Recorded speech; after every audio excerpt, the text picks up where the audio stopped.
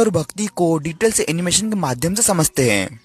इस दोहे में कवि कहता है कि चतुर राधिका जी मेरे सारे दुख दूर करे। उनकी उजली देह की चमक पड़ते ही श्री कृष्ण हरे दिखने लगते हैं। उनकी झलक से ही भगवान कृष्ण प्रसन्न हो जाते हैं। हे चतुर राधिका जी, आपकी उजली देह की एक झलक से मेरे मन की सारी बुराइयां दूर हो जाती है। आप मेरे दुख हर ले। चतुर राधिका जी मेरे जीवन की सारी बाधाएं हटाए। उनकी चमक के आगे श्री कृष्ण की भी चमक हल्की पड़ जाती है। इस दोहे में कवि कहता है कि श्री कृष्ण के सिर पर मोर पंखों का सुंदर मुकुट है। उन पंखों में बनी सुनहरी गोल आकृतियां चांद जैसी लगती है। उन्हें देखकर ऐसा लगता है मानो श्री कृष्ण ने भगवान शिव की तरह अपने सिर पर कई कई चांद पहन लिए हो।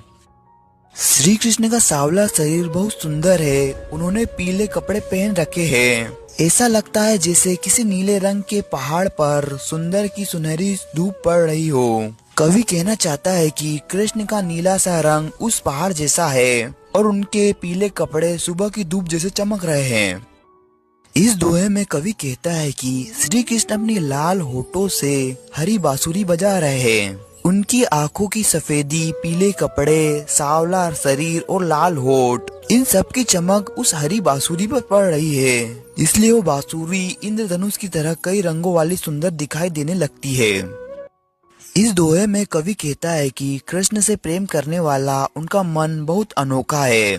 आमतौर पर कोई चीज काले रंग में डूब जाती है तो काली हो जाती है, लेकिन श्री कृष्ण काले यानी कि श्याम है। फिर भी उनके प्रेम में डूबने से मन काला नहीं बल्कि और भी साफ और पवित्र हो जाता है। मतलब कि श्री कृष्ण की भक्ति से मन शुद्ध हो जाता है।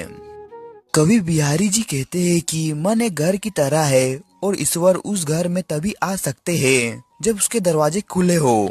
अगर मन में कपट, छल और बुरी बातें भरी हो तो वे बंद दरवाजे जैसा है। जब हम अपने दिल से कपट निकाल देते हैं तभी भगवान हमारे मन में आ सकते हैं और वहाँ बस सकते हैं।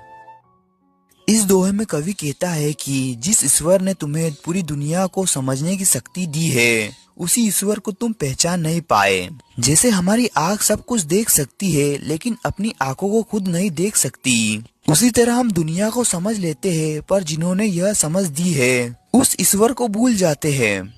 लास्ट के इस दोहे में कवि कहता है कि केवल माला जपना, तिलक लगाना या दिखावे की पूजा करने से भगवान खुश नहीं होते। अगर मन में भक्ति नहीं है तो यह सब काम बेकार है। जिसका मन सच्ची भक्ति में नहीं लगता वह बस इधर उधर कामों में उलझा रहता है। भगवान तो सिर्फ सच्ची और साफ दिल से की